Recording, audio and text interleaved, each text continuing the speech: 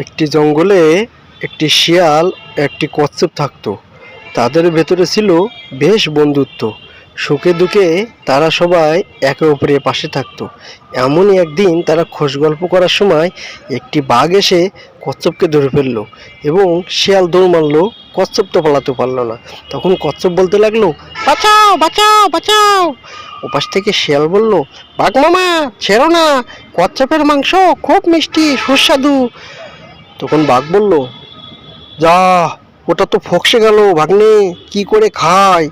তখন শিয়াল বলল, মামা চিন্তা করো না, ও বেটা আবার উঠে আসবে, তুমি কিছুক্ষণ ওয়েট করো, দেখবে ও ঠিকই উঠে আসবে।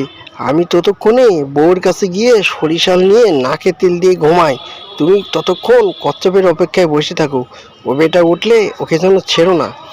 তখন বাঘ কচ্ছপের আশায় দাঁড়িয়ে থাকলো। হঠাৎ করে তো বৃষ্টি আসলো। বাঘ তো বৃষ্টিতে দাঁড়াতে পারো না।